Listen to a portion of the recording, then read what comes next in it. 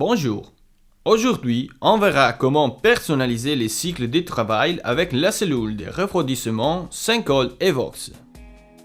Pour personnaliser un programme, on doit accéder à la liste des programmes Touch & Go. D'abord, on doit sélectionner un cycle de travail qui servira comme point de départ pour la création du cycle sur mesure. Maintenant, on accède au menu manuel avec le bouton Menu et l'afficheur visualise les caractéristiques du cycle sélectionné. Il est possible maintenant de changer les caractéristiques générales du programme. À ce point, si on presse encore le bouton Menu, on accède à l'écran Paramètres. Ici, on trouve la liste des paramètres de fonctionnement de la cellule pour le cycle sélectionné. Les paramètres modifiés plus souvent sont la température de la chambre de refroidissement, changée surtout pour refroidir les aliments les plus délicats, et le temps de durée du cycle. Lorsqu'on a modifié le cycle selon nos exigences, on touche Back et on retourne au menu manuel. À ce point, si l'on veut, on peut renommer le programme, toucher Save et sélectionner la position dans laquelle enregistrer le programme.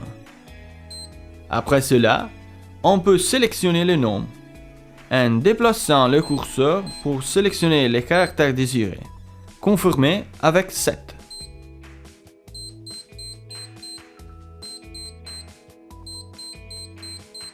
Écrire le nom, on déplace le curseur sur End et on touche Set.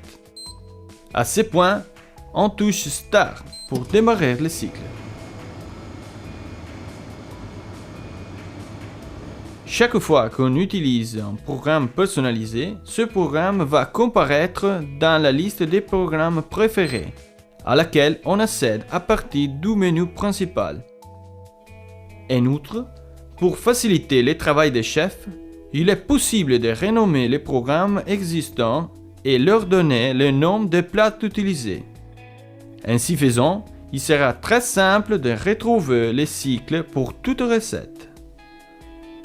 Dans cette vidéo, on a vu comment modifier les paramètres de travail d'un cycle et créer un programme personnalisé qui répond à nos spécifiques exigences.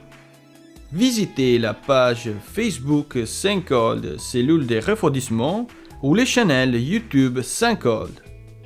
Merci à tous et à bientôt.